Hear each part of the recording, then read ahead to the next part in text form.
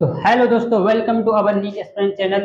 दोस्तों, आज हम फिर आपका स्वागत करते हैं इस वीडियो में। दोस्तों, आज का ये पुष्टि पाठ वोमन लैंग्वेज दिन सेक्सुअल रिप्रोडक्शन फ्लोरिंग प्लांट यानी एनसीईआरटी बायोलॉजी का चैप्टर नंबर 1 है और इस चैप्टर का ये लेक्चर नंबर 3 है। पहले दो लेक्चर हो चुके हैं। पहले दो लेक्चर में पहले लेक्चर में हमने बेसिक कवर कर लिया था और दूसरे लेक्चर में हमने इस चैप्टर को स्टार्ट कर दिया था, जिसमें हमने फीमेल रिप्रोडक्टिव के कुछ पार्ट के नाम देखे थे। फ्लावर के होल्स जो होते हैं, पार्ट होते हैं, क्या काम करते हैं, क्या काम होता है उन सबका। कैलिक्स, कोरोला, गाइनोसियम, एंड्रोसियम, सब काम क्या होता है ये सब देख लिया था। और उसमें एंथर को भी पढ़ लिया था हमने। मेल जो सिस्टम होता है फ्लावर का, मेल रिप्रोडक्टिव सिस्टम, वो सब भी हमने देख लिया था। आज का हमारा जो टॉपिक है, पहले दूसरे लेक्चर में फिलामेंट रह गया था। ये मेल का मेल रिप्रोडक्टिव सिस्टम जो था उसका पार्ट होता है। ये पिछली वीडियो में रह गया था। बाकी हम इसे कवर करने वाले हैं। हमारा दूसरा टॉपिक होगा पोलन ग्रेन यानी कि परागकण। पोलन ग्रेन क्या होते हैं और गायनोसियम क्या होता है, ये दो टॉपिक हमारे मेन होंगे। ये 2 मिनट का टॉपिक भी नहीं है, 2 मिनट मिलने लगेंगे, इसमें खत्म हो जाएगा, ठीक है। बाकी ये दो टॉपिक हम इस वीडियो में कवर करने वाले हैं। तो चलिए वीडियो को स्टार्ट करते हैं, टाइम वेस्ट ना करते हुए। अगर आप चैनल पर नए हो तो चैनल को सब्सक्राइब कर दीजिए और वीडियो को लाइक कर दीजिए और अपने दोस्तों के पास इस वीडियो को शेयर भी कर देना, ताकि वो भी इस वीडियो का फायदा उठा सके। तो चलिए वीडियो स्टार्ट करते हैं। टॉपिक नंबर 1 है हमारा फिलामेंट यानी कि तंतु। ये क्या होता है, इसको यहीं पे खत्म कर देते हैं। ये मेल का जो मेल रिप्रोडक्टिव सिस्टम होता है फ्लावर का, उसका पार्ट होता है। ऐसे करके हमने यहाँ पे बनाया था, ऐसे करके ये एंथर था। ये एंथर में पिछले लेक्चर में कवर कर लिया था, लेकिन यहाँ से जो यहाँ तक का पार्ट है ये वाला, इसको फिलामेंट बोलते हैं। क्या बोलते हैं? फिलामेंट। ठीक, क्या बोलते हैं? फिलामेंट। तो ये कैसा पार्ट है? एक तो लॉन्ग है। कैसा है? लॉन्ग।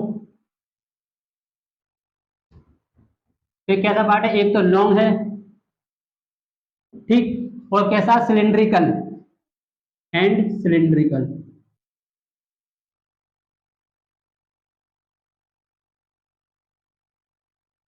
ठीक, लॉन्ग को दीर्घ बोलते हैं हिंदी में। दीर्घ यानी कि लंबा। और सिलिंड्रिकल को बेलनाकार बोलते हैं।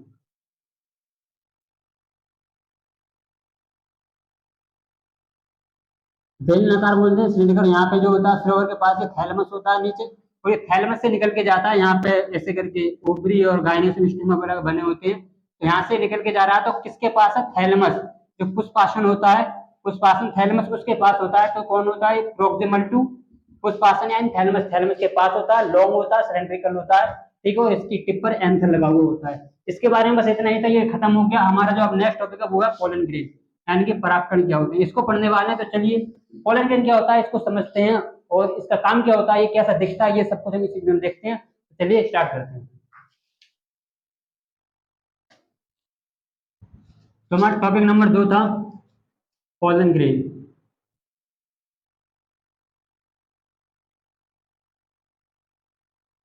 यानी कि परागकण।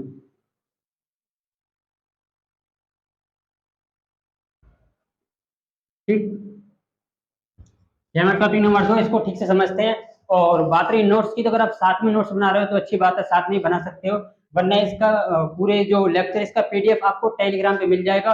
और उस टेलीग्राम का लिंक हमने वीडियो को डिस्क्रिप्शन में दिया, वहां से जाकर आप डाउनलोड कर सकते हो, ठीक है।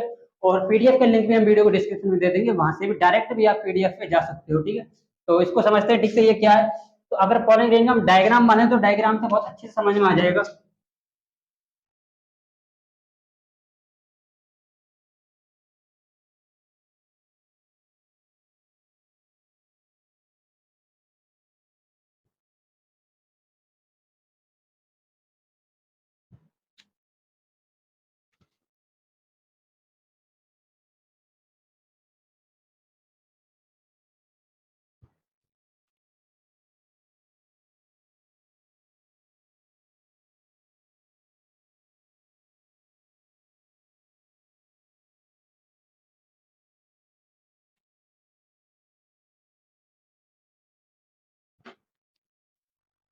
तो ये पोलन ग्रेन का पूरा डायग्राम है। डायग्राम इस तरह का होगा, जिसके नाम जो होते हैं पार्ट।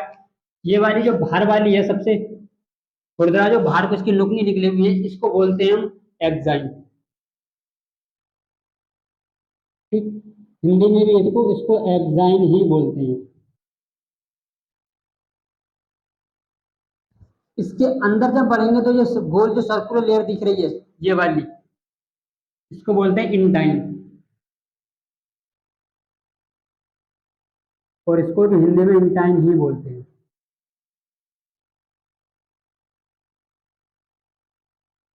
ठीक, इसके अंदर बढ़ेंगे, जो रेड मार्कर से बनी हुई है, डॉट डॉट डॉट करके ये वाली, ठीक है, इसको प्लाज्मा मेम्ब्रेन बोलते हैं। प्लाज्मा मेम्ब्रेन, ठीक। और इसको हिंदी में सेल को प्लाज्मा कोश, सेल को कोशिका बोलते हैं, और जो मेम्ब्रेन होती है उसको झिल्ली बोलते हैं। तो इसका बोल सकते हैं प्लाज्मा झिल्ली, प्लाज्मा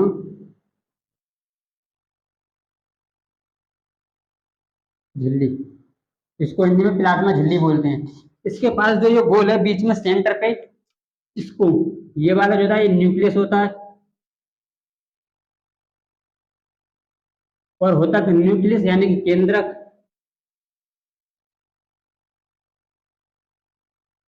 और कैसा होता है हैप्लॉइड, एन खास सिर्फ और सिर्फ एन है, तो कैसा होता है हैप्लॉइड होता है। हैप्लॉइड को अगुणित लिखते हैं, हाँ, गुणित। एक होता है हैप्लॉइड और एक होता है डिप्लॉइड।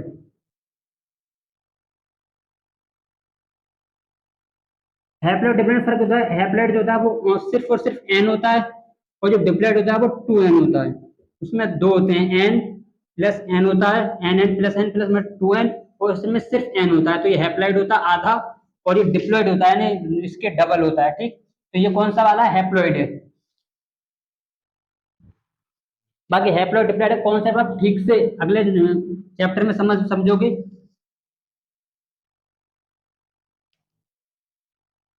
बाकी ये जो वाली सेल है ये, इसमें दो सेल पाई जाती है ना, एक होती है वेजिटेटिव,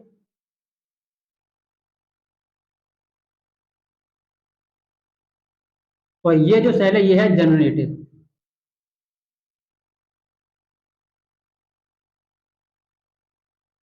ठीक। ये पूरा पॉलन ग्रेन हो गया, इसका डायग्राम हो गया, आपने ठीक से देख लिया, ठीक है।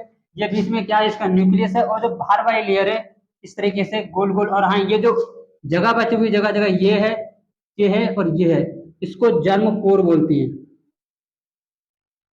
जर्म पोल, यानी कि जर्म पोल, यानी कि जनन क्षेत्र, जनन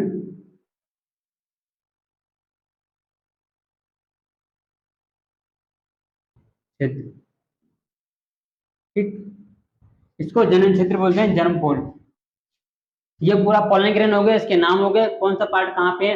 अब ठीक ठीक से एक एक करके समझ लेते हैं। पहले पढ़ते हैं एक्साइन को, इंटाइन को पढ़ लेंगे, फिर जर्मपोल को पढ़ लेंगे, फिर न्यूक्लियस क्या होता है, जनरेटिव वेजिटेटिव सेल क्या होती है, इन सबको डिटेल में पढ़ लेते हैं, ठीक है। तो सबसे पहले हेडिंग क्या हमारी, एक्साइन।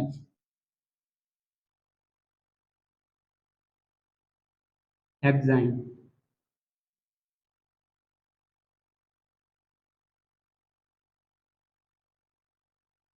ठीक। अब एक्साइन क्या होती है, ये बाहर की लेयर है, सबसे बाहर है ना, बीच में टूटी हुई है, यहाँ पे नहीं है, यहाँ पर भी नहीं है, और यहाँ पर भी नहीं है, ठीक। बीच में टूटी हुई डिसकंटिन्यूस है, तो ये समान रूप से सब में फैली नहीं होती, टूटते क्रम में होती है, ठीक है। कैसी होती है, टूटते क्रम में होती है, टूटते क्रम में पाई जाती है, ठीक है।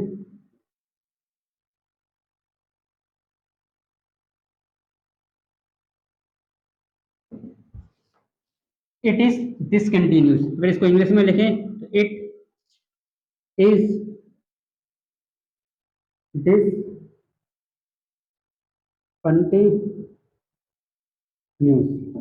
डिसकंटिन्यूस का मतलब होता है कंटिन्यूसली नहीं होती, लगातार नहीं होती, टूट टूट के होती है, तो क्या क्या बोलते हैं इसको, डिसकंटिन्यूस होती है, ठीक है। पहला पार्ट हो गया। ये बनी किस चीज की, आउटर लेयर है ना, तो इसको बाहर लिखना है, इट इज आउटर लेयर। कौन सी होती है, वाहे त्वचा, वाहे त्वचा होती है, यानी कि आउटर होती है,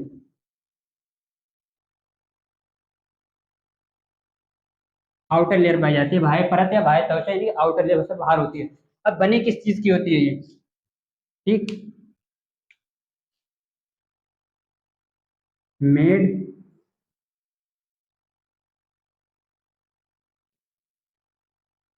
स्पोरोपोलिनिन,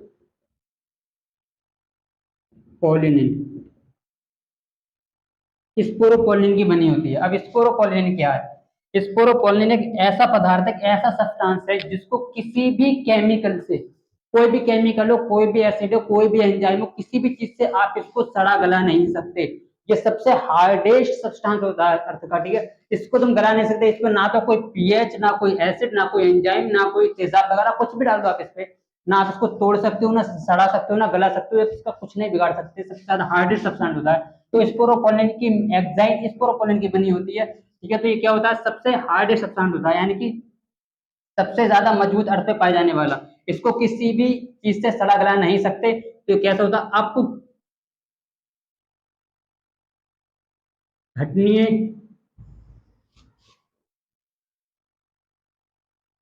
पदार्थ होता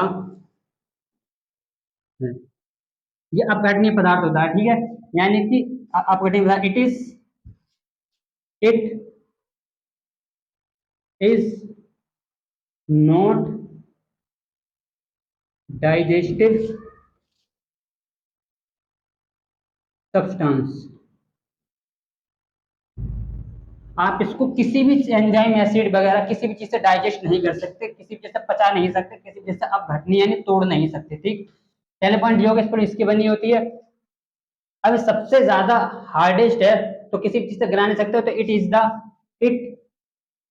इज हार्डेस्ट सब्सटेंस, ठीक।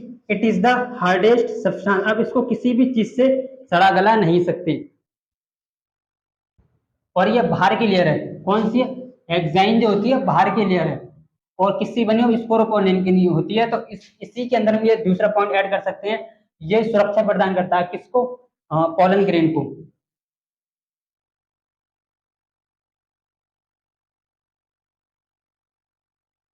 सुरक्षा प्रदान करता है, ठीक। It protect to pollen grain.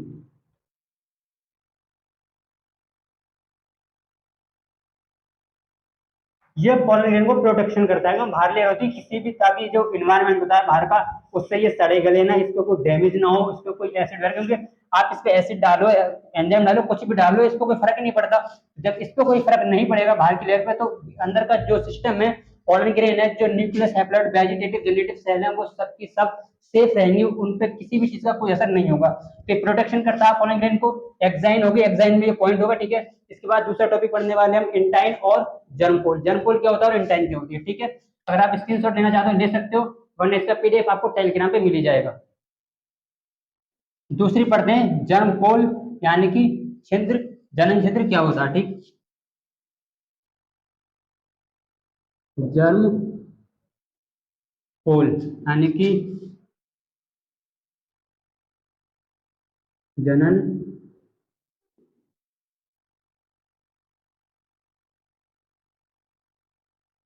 छिद्र।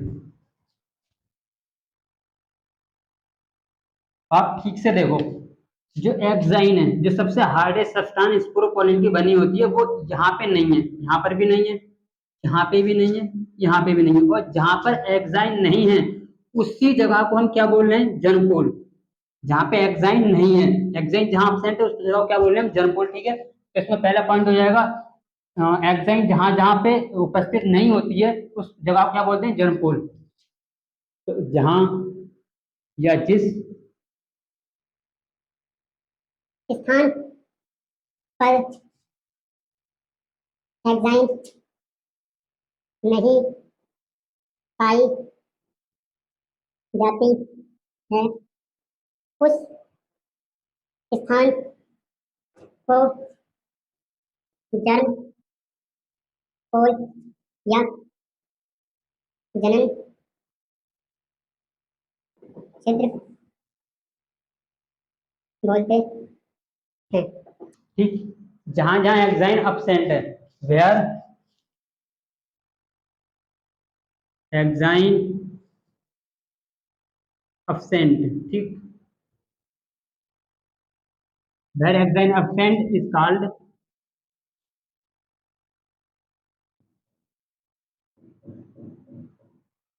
germ पोल। जहां पे हेक्साइन absent होती नहीं पाई जाती उस जगह क्या बोलते हैं, जर्म पोल बोलते हैं, ठीक। ये इसका पहला पॉइंट हो गया। दूसरा पॉइंट क्या है इसका, जब यहाँ पे एक्साइन नहीं है, क्योंकि यहाँ पे तो एक्साइन पाई जा रही है, तो जहाँ पे एक्साइन पाई जा रही है वहां से कोई भी चीज ना तो अंदर जा सकती है और ना ही बाहर आ सकती है।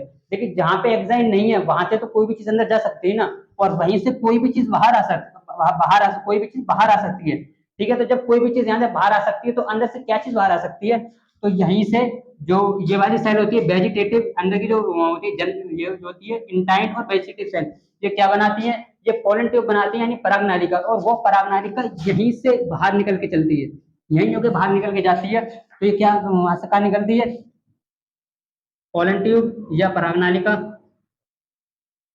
पराग नालिका,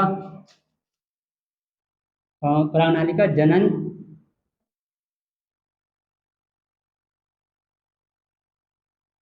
छिद्र से बाहर आती है, ठीक। परागनालिका जन छिद्र से बाहर आती है, इसको बोल सकते हो परागनालिका यानी कि पोलन ट्यूब।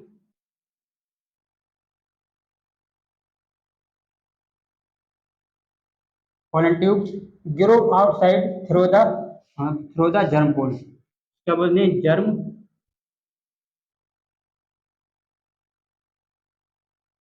पोल। जो प्रागनालिका होती है पोलन ट्यूब वो जर्म पोल की जगह से यहीं से बाहर निकल के आती है। ये इसका दो पॉइंट होगा इसके बारे में। पहला पॉइंट है जहाँ पे एक्साइन एब्सेंट होती है उस जगह को हम जर्म पोल बोलते हैं यानी कि जन छिद्र बोलते हैं, और जन छिद्र से ही जो पोलन ट्यूब होती है प्रागनालिका वो यहाँ से बाहर निकल कर आती है, ठीक। ये बात हो गई। तीसरा पॉइंट है हमारा इंटाइन। इंटाइन जो अंदर वाली लेयर पाई है ये क्या है और उसके बारे में जो पॉइंट है वो लिख लेते हैं, ठीक है।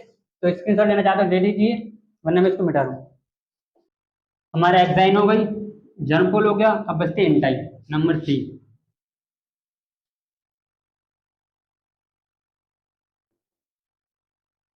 इंटाइन,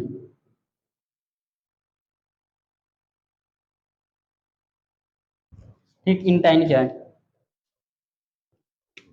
तो जो एक्साइन है कहीं कहीं एब्सेंट है, लेकिन जो इंटाइन है वो कहीं पर भी एब्सेंट नहीं है, कंटिन्यूसली लगातार है। तो इट इज कंटिन्यूसली लेयर है या फिर इसको लेते हैं अंदर वाली लेयर है, ठीक। इंटाइन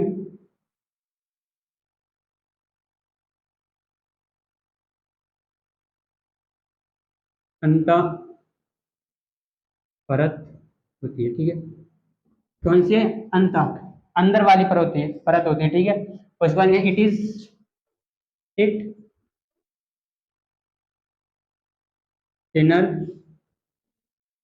लेयर, ये बात होगी, ठीक। अंदर वाली लेयर होती है, और यही इंटाइन जो पोलन ट्यूब यहाँ के बाहर निकल रही है, ये जो पोलन ट्यूब है ये बाहर जो निकल रही है, यही इंटाइन इसको इसका फॉर्मेशन करती है, ठीक है। तो इंटाइन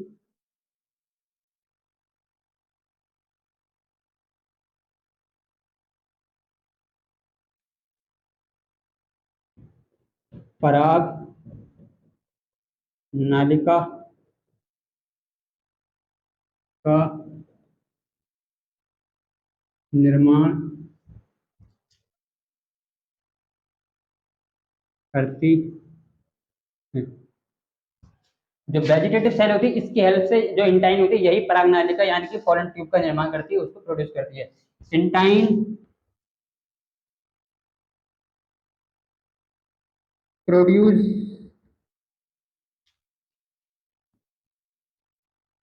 पोलन ट्यूब। इंटाइन जो होती है पोलन ट्यूब का फॉर्मेशन या प्रोड्यूस करती है, यानी परागनालिका इंटाइन जो होती है परागनालिका का निर्माण करती है। ये दो पॉइंट इसके बारे में हो गए, और कोई पॉइंट इसके बारे में लिख सकते हैं, बस यही पॉइंट हो गए। इसके बाद हमारी जो थर्ड लेयर आ रही है इसके अंदर बढ़ रही है क्या, प्लाज्मा मेम्ब्रेन। तो प्लाज्मा मेम्ब्रेन हर एनिमल सेल में पाई जाती है, चाहे एनिमल हो या प्लांट हो, चाहे एनिमल हो या प्लांट हो, दोनों में ही प्लाज्मा मेम्ब्रेन कॉमन है, ये पाई जाती है, ठीक है। ये प्लाज्मा मेम्ब्रेन जो सेल चैप्टर होता है कोशिका वाला चैप्टर, उस चैप्टर में डिटेल में इसको पढ़ते हैं यहाँ पे सिर्फ इतना समझ लीजिए, सबसे बाहर एक्साइन है, उसके अंदर इंटाइन है, उसके अंदर प्लाज्मा मेम्ब्रेन यानी प्लाज्मा झिल्ली पाई जाती है, ठीक है। इसके अंदर अब दो बचती हैं, एक तो ये वेजिटेटिव सेल और एक जनरेटिव सेल, इन दोनों को समझ लेते हैं। न्यूक्लियस तो हेप्लाइट होता है, इसके बारे में बस इतना ही और कुछ नहीं है, ठीक है। तो आइए वेजिटेटिव और जनरेटिव सेल समझते हैं, ये दोनों क्या होती है। तो मैं एक साथ वेजिटेटिव लिख रहा हूँ और एक तरफ जनरेटिव सेल लिख लेता हूँ, ठीक है। इधर लिख लेता हूँ वेजिटेटिव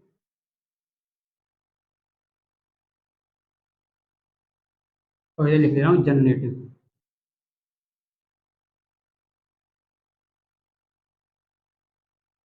जनरेटिव, ठीक, इसको मिटा दिया।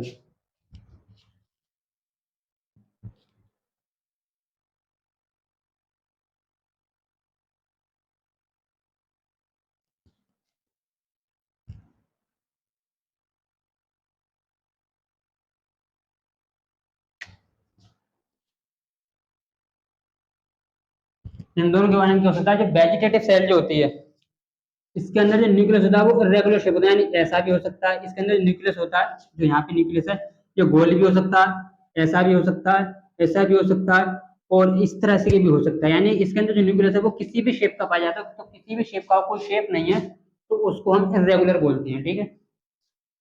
इसका जो न्यूक्लियस होता है, न्यूक्लियस बाद में, पहले इसका पहला पॉइंट है, ये जो है साइज में जनरेटिव सेल से बड़ी होती है। साइज में किससे बड़ी होती है, जनरेटिव सेल से।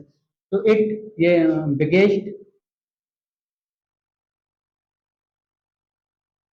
सेल, बिगेस्ट सेल होती है, यानी सबसे जो साइज है उसका बड़ा होता है, जनरेटिव सेल है, ठीक है। और इसका जो न्यूक्लियस होता है वो कैसा होता है, इरेगुलर शेप का। Nucleus is irregular shape. देखिए हिंदी इनकी भी होती है, लेकिन ज्यादा अगर आप हिंदी के चक्कर में पढ़ोगे तो इतना अच्छा परफॉर्मेंस नहीं कर पाओगे। इसकी भी हिंदी लिख सकते हैं, ठीक है। बिगेस्ट का मतलब होता है बड़ा, आप समझते ही हो। और जो न्यूक्लियस होता है उसका मतलब केंद्रक, वहां लिख ही दिया है, न्यूक्लियस मतलब केंद्रक होता है। और इरेगुलर का मतलब होता है कोई भी शेप नहीं होता इसका, किसी भी साइज की नहीं होती, मतलब कोई भी इसका जो आकार होता है वो नहीं होता, ये किसी भी आकार की नहीं होती है। तो इरेगुलर मतलब आप समझ जाते हो, ठीक है। बिगेस्ट होती है और न्यूक्लियस क्या होता है, इरेगुलर शेप का होता है, ठीक है। और इसके अंदर ये जो होती है, इसके अंदर खाना भरा होता है सब में। यहाँ पे सब में जो होता है वो साइटोप्लाज्म सब में भरा होता है, जिसको जीव द्रव्य या कोशिका द्रव्य बोलते हैं। क्योंकि जीव के अंदर हो तो जीव द्रव्य, और जो कोशिका के अंदर है तो इसको कोशिका द्रव्य बोल देते हैं। द्रव्य मतलब लिक्विड, और वैसे कोशिका का तो कोशिका का लिक्विड यानी कि जीव द्रव्य।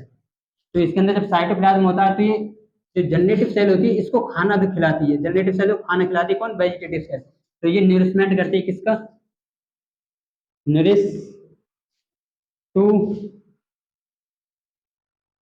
Generative cell. इसका इन्वेस्टमेंट कर रही है जनरेटिव सेल को। इसको हिंदी में लिख सकते हैं, इन्वेस्टमेंट का मतलब था पोषण करना।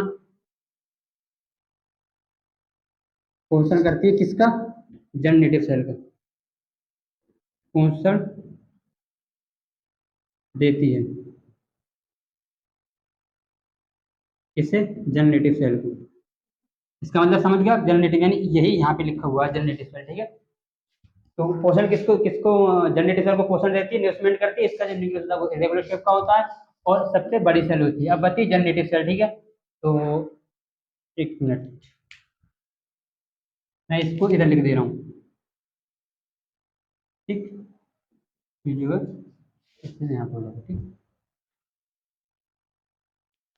ये बड़ी है इससे साइज में, ठीक। तो ये छोटी हो जाएगी इससे, तो इसमें जनरेटिव सेल होती है।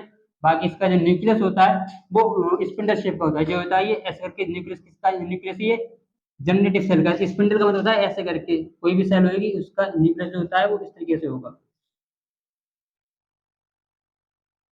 ये स्पिंडल शेप होता है, इस शेप को स्पिंडल बोलते हैं। इस तरीके का जो आकार होता है उसको स्पिंडल बोलते हैं, ठीक है। तो इसका जो न्यूक्लियस होता है कैसा होता है, न्यूक्लियस यानी कि केंद्रक, कैसा होता है, स्पिंडल शेप। स्पिंडल शेप का इसका न्यूक्लियस पाया जाता है।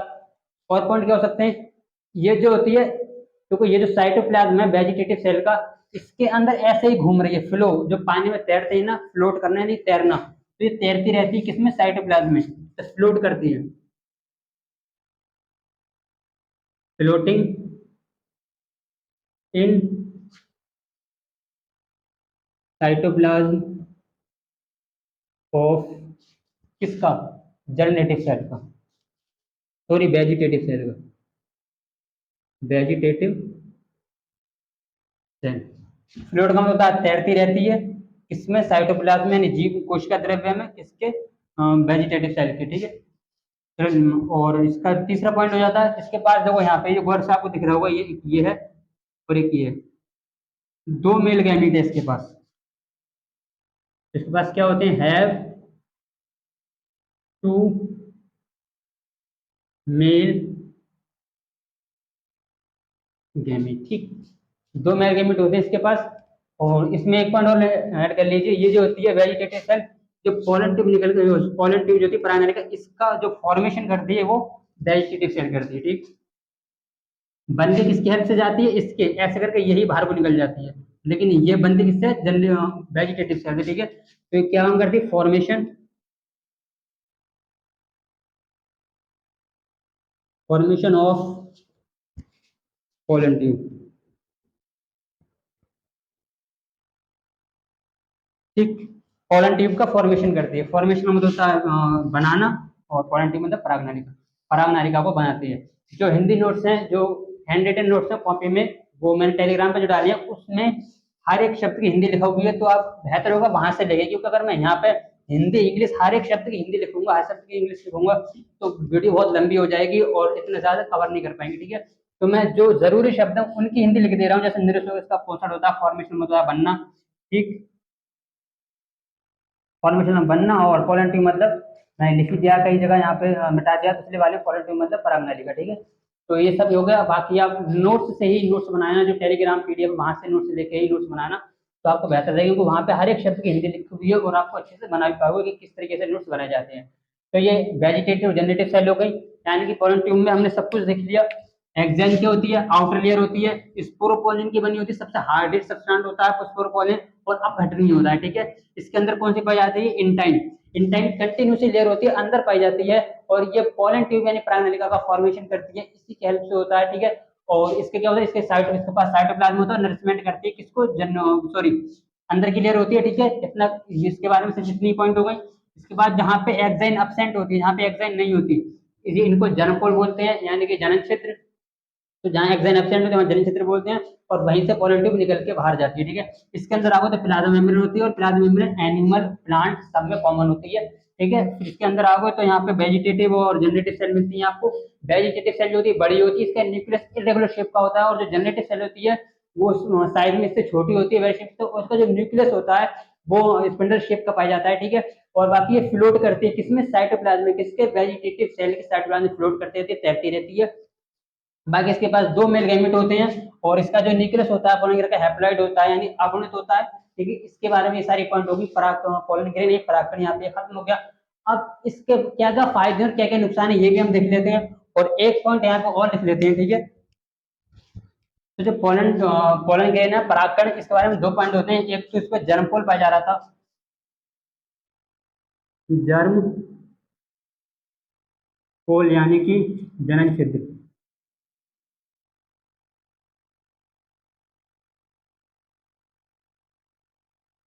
ठीक।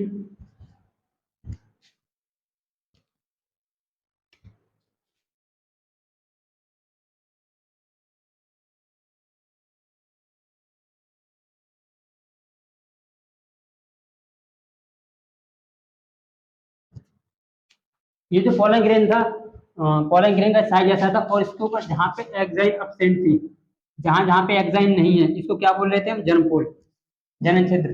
तो प्लांट कोई भी जो अर्थ पे दो तरीके के प्लांट आपको देखने को मिल जाते हैं, एक होते हैं डाइकोट और एक होते हैं मोनोकोट,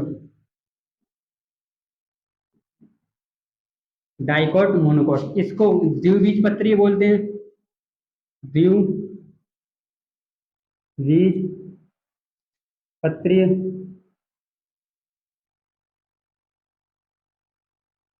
तो इसको एक बीजपत्री बोलते हैं।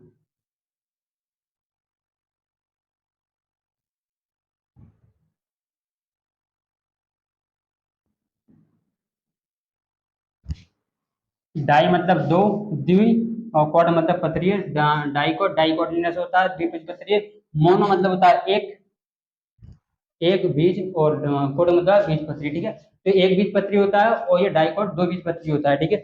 अब कौन कौन से प्लांट होते हैं, जो बड़े प्लांट होते हैं, आम का पेड़ आपने, मैंगो का पेड़ आपने देखा होगा, जो बहुत बड़ा होता है, उसका जो तना होता है बहुत मोटा होता है। कोई भी जो बड़े बड़े पेड़ होते हैं उनको आप देख लीजिए, बरगद हो गया, मैंगो हो गया, और भी बहुत सारे प्लांट होते हैं। और जो छोटे प्लांट होते हैं जैसे कि वीट, गेहूं, गेहूं हो गया और धान हो गया, फसल हो गई, घास हो गई, छोटी छोटी जमीन पे जो घासें होती हैं वो सब मोनोकोट में आ जाती हैं, और जो बड़े प्लांट होते हैं डाइकोट में ज्यादातर आ जाते हैं। तो इनका जो तना होता है वो ग्रो बड़ा होता है साइज में, चौड़ाई में बहुत, इसका जो तना होता है वो बहुत छोटा होता है। उसमें जो आउटर ग्रोथ होती है वो, इसकी जो लेंथ होती है, चौड़ाई होती है स्टेम की, वो ज्यादा नहीं होती है इसकी। तो ये मोनोकोट और ये डाइकोट है, ठीक है। तो जो डाइकोट और मोनोकोट डिफरेंस क्या होता है, जो द्विबीजपत्री होती है उनमें जो जर्मपोल जो होते हैं ये वाले जर्मपोल, डाइकोट में तीन जर्मपोल पाए जाते हैं, तीन जर्म पोल प्रेजेंट, तीन जर्म पोल होते हैं, यानी कि तीन जनन छिद्र पाए जाते हैं,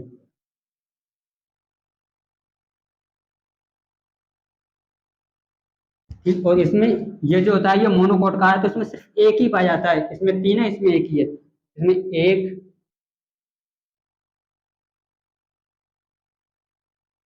जर्म पोल होता है, इसमें सिर्फ एक जर्म पोल होता है और इसमें तीन जर्म पोल होते हैं। ये दोनों में डिफरेंस होगा डाइकोट और मोनोकोट, मोनोकोट में एक होता है और डाइकोट में तीन होते हैं, ठीक है। अब बात आती है कि ये प्लांट के फ्लावर के अंदर जब पॉलिनेशन बन जाते हैं और बनने के बाद मेल फ्लावर से हवा में उड़ जाते हैं, इंसेक्ट आया पॉलिनेशन को ले गया प्लांट से। अब प्लांट से जाने के बाद ये पॉलन ग्रेन फ्लावर कितने दिन तक जिंदा रह सकता है हवा में, क्योंकि अगर यहाँ से जाएगा तो किसी ना किसी मेल फ्लावर पे ही जाएगा, तभी तो आगे पॉलिनेशन होगा, जो कुछ होगा यहाँ से उड़ेगा मेल प्लांट से, ठीक है। ये आंसर हो गया इसका। जब यहाँ से पॉलिनेशन उड़ के स्टिग्मा यानी फीमेल फ्लावर के ऊपर जाएगा, तो यहाँ से यहाँ तक का जो समय है, ये जो पॉलिनेशन यहाँ से उड़ने के बाद कितने दिन तक जिंदा रह सकता है हवा में, इन्वायरमेंट में, वायुमंडल में कितने दिन तक ये जिंदा रह सकता है, यही इसको बोलते हैं वाइबिलिटी। इसको देख लेते हैं कि कौन सा पॉलिनेशन कितने टाइम तक जिंदा रहता है, क्योंकि सबकी वाइबिलिटी जो होती है, जो जीवन चक्र होता है वो सबका अलग अलग होता है। जैसे वुमेन का, मनुष्य के, इंसानों का जीवन चक्र अलग होता है, वैसे पॉलिन ग्रेन का जीवन चक्र भी अलग ही होता है।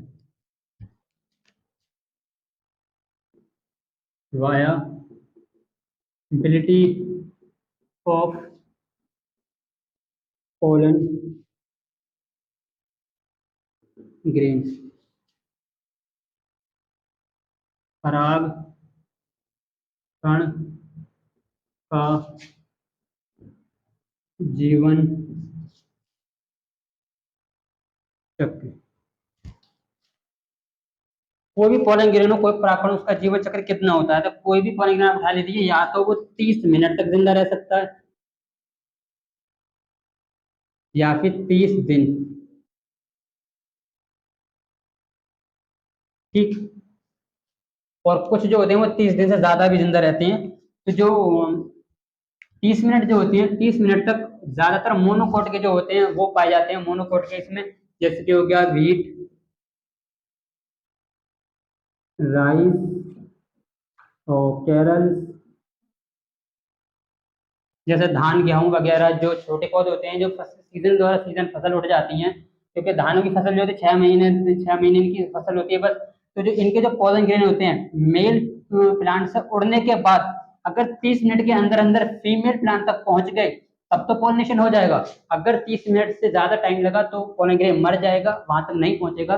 30 मिनट से ज्यादा इनका जो पॉलन ग्रेन है वो ज्यादा जिंदा नहीं रह सकता, ठीक है।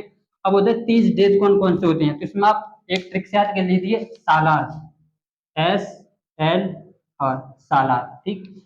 इसका मतलब होता है सोलेनेसी,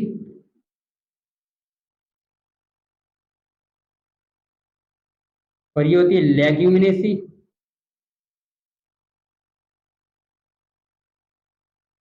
और ये होती है रोजिएसी, रोजेसी। ये फैमिली के नाम है। फैमिली मतलब जैसे आपका कोई परिवार है, एक पूरा खानदान, एक परिवार है। उस परिवार के अंदर बहुत सारे बच्चे रहते हैं, कोई भी एक परिवार है, इसके अंदर बहुत सारे लोग रहते हैं। ये कोई सोनू मोनू चिंटू मिंटू जो भी है, बहुत सारे लोग हैं, लेकिन इस पूरे खानदान को एक नाम दे देंगे, फैमिली। अब कोई होता है जैसे कि ये कौन सा है, शर्मा परिवार है, शर्मा शर्मा फैमिली, या जो भी फैमिली, अब नाम देखिए, कोई एक फैमिली, तो इस पूरी फैमिली का नाम क्या हो गया, शर्मा फैमिली हो गई। तो इस तरीके से ये एक फैमिली है, ये एक फैमिली है, ये एक फैमिली, एक पूरा खानदान है। अब इसके अंदर कौन कौन लोग आते हैं, वो उनके नाम आप अलग से लिख लीजिएगा, ठीक है। तो फैमिली पूरे एक ग्रुप को बोलते हैं, प्लांट के पूरी एक जीनस जब सारे इकट्ठे हो जाते हैं तो उसको फैमिली बोलते हैं।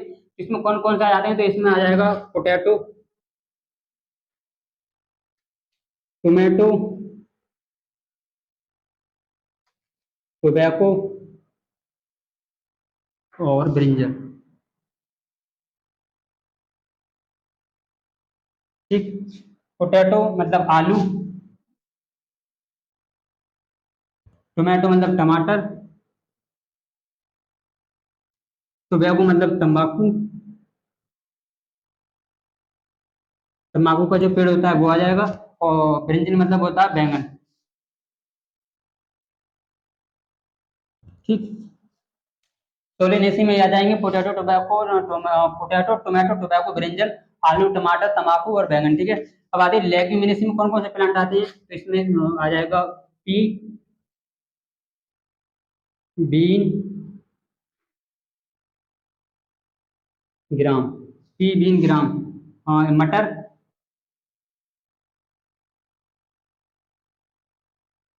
बीन का मतलब होता है बीन, जो सोयाबीन, जो अपने सैम बोलते हैं, सैम, जो सैम की जो फली होती है उसको बोलते हैं सैम का पेड़, सैम का पेड़। ठीक, और इसका मतलब है चना, ग्राम मतलब चना, ये चना हो गया। तो जो आलू टमाटर तंबाकू होते हैं, इनके जो पॉलन ग्रेन होते हैं वो 30 दिन तक जिंदा रहते हैं। टोमेटो, जो चना, मटर और जो सैम के जो पेड़ होते हैं, सैम की फली बोलते हैं, उनके पॉलन ग्रेन भी 30 दिन जिंदा रहते हैं। और जो रोज होता है, फूल जो होता है रोज, गुलाब का फूल, उसके पॉलन ग्रेन में 30 दिन तक जिंदा रहते हैं। ठीक है, तो वाइबिलिटी होगी इसकी। अब कुछ दो प्लांट होते हैं अलग से जो एनसीईआरटी ने दिए हैं। तो दो प्लांट होते हैं, उनको मैं यहाँ पे लिख दे रहा हूँ, वहाँ पे जगह नहीं थी इसलिए मिटा दिया। ठीक है, तो उसमें पहला हो जाएगा ल्यूपिन,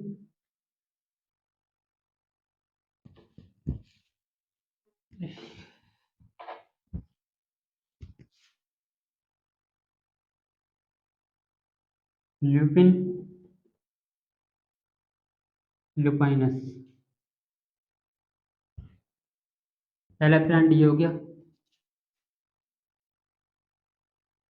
ल्यूपिन लुपाइनस प्लांट। ठीक,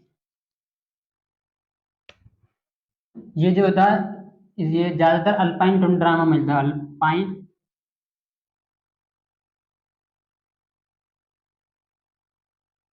अल्पाइन टुंड्रा। अल्पाइन टुंड्रा जो क्षेत्र होते हैं हिमालय पर्वत की साइड में, जैसे कश्मीर हो गया, हिमाचल प्रदेश हो गया, उत्तराखंड हो गया, उन सारे एरियाओं में ये प्लांट पाया जाता है। और इसका जो पॉलन ग्रेन होता है,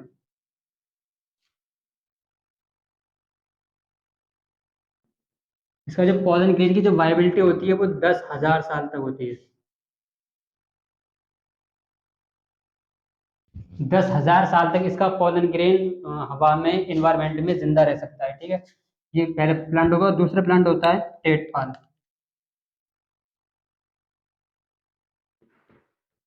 डेट पाल। इसका जो साइंटिफिक नाम है फिनोक्सी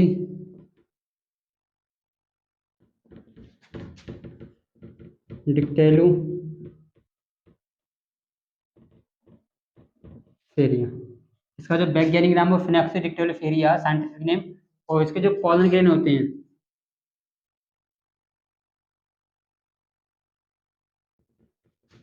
2,000 साल तक जिंदा रह सकते हैं। ठीक, 2,000 ईयर्स तक, 2,000 ईयर्स तक इसके पॉलन ग्रेन जिंदा रह सकते हैं। ठीक है, ये प्लांट हो गया ल्यूपिन लुपाइनस प्लांट। इसके जो अल्पाइन टुंड्रा में, हिमाचल प्रदेश, कश्मीर वगैरह के क्षेत्रों में पाया जाता है। और इसका पॉलन ग्रेन जो होता है वो 10,000 साल तक जिंदा रह सकता है। फिर डेट वन का जो साइंटिफिक नाम, वैज्ञानिक नाम फिनॉक्सीडिक्टाइलिस एरिया है, और ये इसके पोलन ग्रेन जो होते हैं वो 2000 साल तक जिंदा रह सकते हैं। ये पोलन ग्रेन की बायोबिलिटी थी, यानी जीवन चक्र ये खत्म हो गया। अब इसके वजह से पोलन ग्रेन का फायदा क्या है और पोलन ग्रेन के नुकसान क्या, पोलन ग्रेन से हमें क्या क्या फायदे होते हैं, क्या क्या नुकसान होते हैं, वो देख लेते हैं। ठीक है, तो चलिए चलते हैं टॉपिक नंबर, लास्ट टॉपिक इसका ये। तो ये फटाफट इसके फायदे, बेनिफिट्स, नुकसान और हर देख लेते हैं क्या क्या होते हैं। ठीक है, और इसके फायदे की बात करें क्या क्या इससे फायदे होते हैं, तो इसको हम use as a syrup, syrup की तरह इन्हें यूज कर सकते हैं, use as a tablet,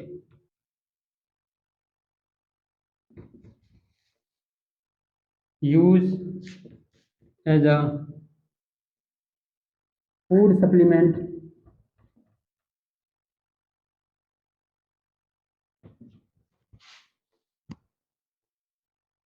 use by athletes. ये पॉइंट हो गए। इसको सिरप की तरह यूज कर सकते हैं। ठीक है, अब सिरप का अंदर आप जानते हो, अब इन सब की हिंदी नहीं लिखाऊंगा, टैबलेट मतलब गोली होती है।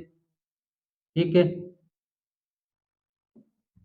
सिरप एक लिक्विड आता है पानी की तरह, जो बोतल लेते हैं आप शीशी, उसमें।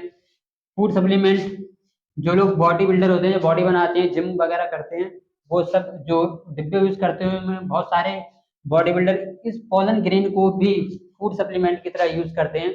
और जो एथलीट्स लोग जो होते हैं, घुड़सवार,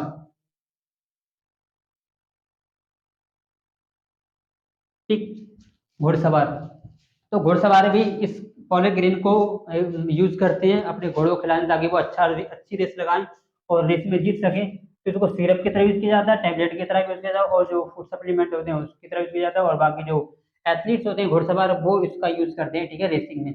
नुकसान क्या होता है इसके, वो देख लेते हैं। ठीक है, नुकसान में क्या होता है ये, अ, जब जो आपने देखो, जो गर्मियों में जो किसान भाई होते हैं वो इससे अच्छे से वाकिफ होंगे, जिन लोगों ने खेतों में काम किया होगा, किसानी की होगी। ठीक है, जब जो घास होती है, घास हो, गेहूं हो, इनकी कटाई में, इनके जब ये सीजन आता है इनके उठने का, तो इनको जब काटते हैं तो आपने देखोगे पॉलन ग्रेन जो हवा में छोटे छोटे टुकड़े होते हैं वो उड़ते रहते हैं, जब वो हमारे मुंह के अंदर जाते हैं, ऐसे करके होती है।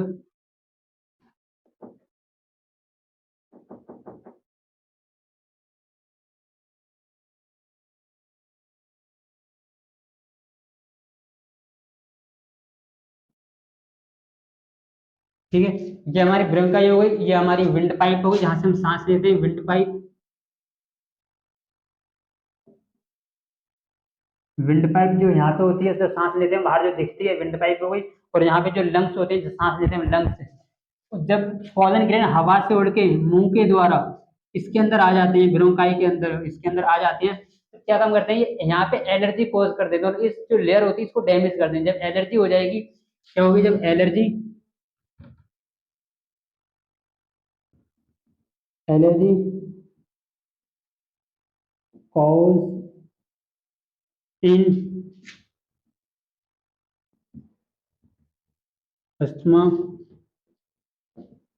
पेशेंट, जो अस्थमा के पेशेंट हो, जिन्हें अस्थमा की बीमारी होती है, उसके अंदर यहाँ पे लंग्स में, ब्रोंकाई में जाके एलर्जी कर देते हैं, इन लेयर को डैमेज कर देते हैं। तो इससे क्या होगा, डायलेशन हो जाता है, फिर डाइलेशन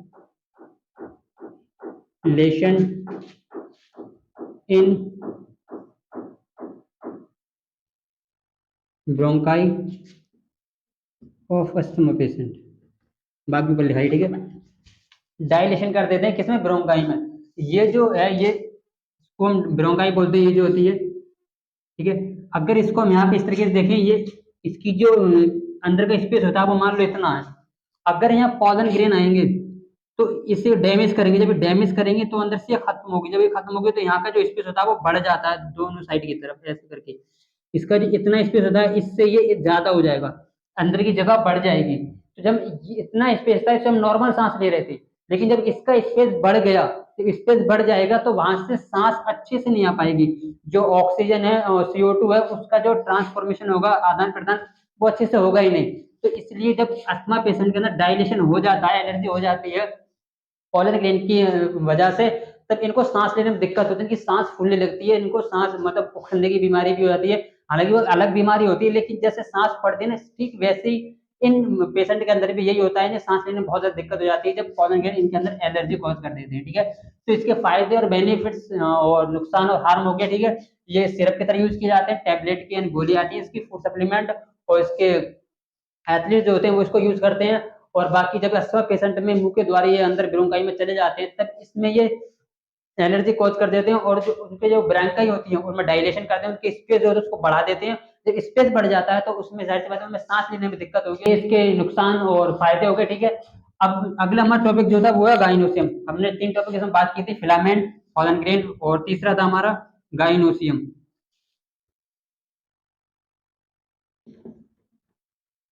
यानी कि जायांग।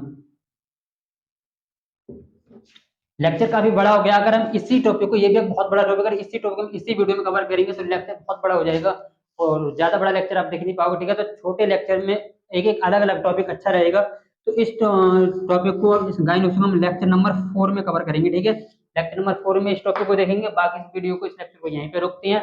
बाकी मिलते हैं अगली वीडियो में। लेक्चर जो उसके जो पीडीएफ इस लेक्चर का, वो टेलीग्राम पे मिल जाएगा, वीडियो के डिस्क्रिप्शन में उसका लिंक दिया है। ठीक है, वहां से आप डाउनलोड कर लीजिएगा और इसके जो नोट्स बना लीजिएगा।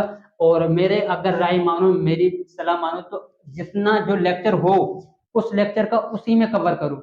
ये नहीं कि आप आ रहे हो दूसरे, मतलब किसी और टॉपिक में आ रहे हो और पिछले लेक्चर आपने देखा ही नहीं है, आपने डायरेक्ट लेक्चर नंबर 3 देख लिया, पिछले 2 लेक्चर आपको मतलब ही नहीं है। लेक्चर नंबर 4 है वो देख लिया, तीसरा लेक्चर ठीक से देखा ही नहीं, या इसको रिवाइज नहीं किया। तो आपको इसको देखना भी है, देखने के बाद ठीक एक बार इसको रिवाइज मानना है, रिवाइज मानने के बाद आपका काम है एनसीईआरटी पढ़ना। ठीक है, आपको सिर्फ ज्यादा काम नहीं करना, आपको इतने काम करने, लेक्चर देख लिया, हो गया, 10 मिनट आप रेस्ट लेना चाहते हो तो ले लीजिए, इसके बाद फौरन इसको रिवाइज करना है। अगर नोट्स बनाना चाहते हो नोट्स बना लीजिए, उसमें भी रिवाइज हो जाएगा। इसके बाद आपको फौरन एनसीईआरटी पढ़नी है, एनसीईआरटी की रीडिंग करनी है आपको। ठीक है, ये आपको जरूर करना है, जितना आपको पढ़ाया है, ये ज्यादा नहीं, सिर्फ एक पैरा है, बहुत लग जाएगा, आपको 5 मिनट लगे, 5 मिनट में एनसीईआरटी पढ़ लोगे। इसको रिवाइज करना है, नोट्स बनाने और एनसीईआरटी रीडिंग करनी है, आपका डेली का काम होता है लेक्चर को देखने के बाद ये करना है। अगर आप ऐसा करते हो तो बहुत अच्छा परफॉर्मेंस करते हो, मैं गारंटी लेता हूँ आप बायो में पूरे पूरे नंबर ला सकते हो अगर आप इस रूल को फॉलो करते हो। ठीक है, और जब दूसरे दिन आप लेक्चर देखो तो दूसरे दिन लेक्चर को देखने से पहले जो लेक्चर नंबर, आज आज आपने जो लेक्चर नंबर 3 देखा है, इस लेक्चर नंबर 3 को देखने से पहले जो लेक्चर नंबर 2 था उसको एक बार रिवाइज मार देना। अब जब अगले बार जब लेक्चर नंबर 4 आप देखो तो उसको देखने से पहले 10 मिनट में lecture number 3, lecture number 1, lecture number जो 2 था, इन तीनों लेक्चर को रिवाइज करना, फिर लेक्चर नंबर 4 देखना, उससे पहले मत देखना। क्योंकि क्या फायदा, अब लेक्चर भी लगातार देखो और आपको याद भी ना हो, फायदा समझ में भी ना आए। ठीक है, तो रिवीजन आपका बहुत इंपॉर्टेंट, रिवीजन करना और लेक्चर वाइज देखना। ठीक है, इस चैनल बने रहिएगा। बाकी मिलते हैं नेक्स्ट वीडियो में, आज के लिए इतना ही। Take care, bye, tata, goodbye. ठीक है।